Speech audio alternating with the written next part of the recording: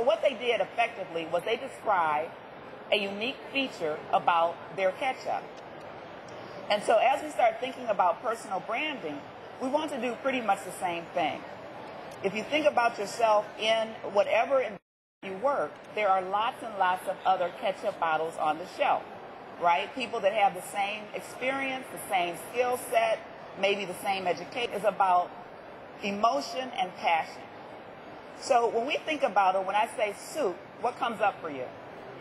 Campbell's, absolutely. You know, at some point I'm going to do this with a group of millenniums, and they're going to say Progresso, and that's going to spoil the whole thing. But Campbell's soup, and the reason for that, the reason why you have an emotional response to Campbell's soup is because when you were sick, most likely your mom or somebody brought you a piping hot bowl of sodium-laden Campbell's chicken noodle soup, right? And so you have this emotional response to Campbell's soup. Now, when you see this product, what do you think? Kleenex. I can't tell you how often I ask for the Kleenex and never the tissue. And if you really think about it, this is Kleenex, the name of the Kleenex brand tissue. So products are consumed. Brands are sought after, selected, and purchased. And so what we want to create for ourselves is this opportunity to be sought after, selected, and purchased. The reality is that most people show up. They show up for work, they show up for jobs, they show up for interviews. Very few people actually take the time out to investigate, what makes me different and special, show up to the interview with that in mind, and then they don't just sit there for an interview, they almost become a consultant. What do I mean by that? Let's take a look at a product mindset versus a personal brand mindset. A product mindset looks to fit in, whereas a personal brand mindset always looks for differentiation. How am I different from everybody else? And that's what's going to carry the day for you. It's important to think about how we're being perceived by other people. Now, as you can see, you've already decided something about her.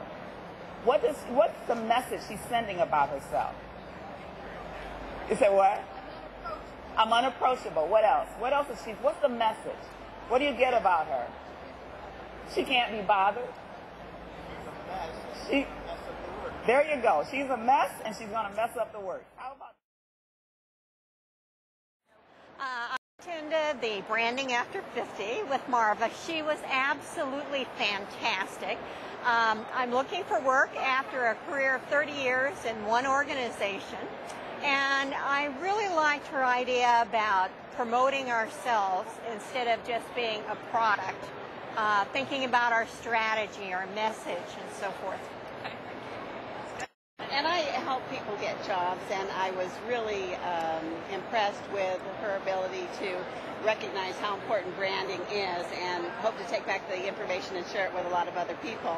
I am a member of LinkedIn, and like I mentioned to her, I have begun to build a network, and it's very important because at this point I'm just sharing ideas with other people, and at some point when I do need it myself, I'm sure that network will be there and be very helpful in finding a job.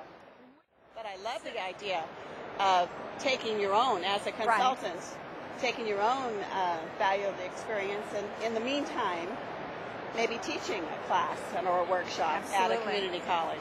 I like that too. So tell me, Anita, what two things you're going to do differently because of what you heard from Marva? Well, I'm going to get her book, and I'm going to do all of her exercises.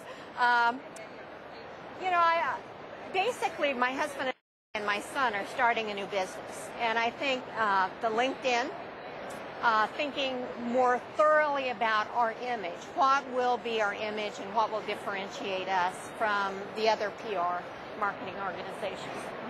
And what would you say to other people if they wanted to learn about branding? Do you think this is valuable? If you want to encourage other folks to either seek out Marva or seek out information about branding, what would you say? I think it's essential. If you've been in the workforce for as long as most of us have been, things have changed over time. And we really need a fresh look at where we are now and what we can do differently to make the most of our opportunities. Excellent. And do you have anything else to add? Just that it's definitely important to keep currents, and she is state-of-the-art cutting edge with recognizing what we need. Thank you.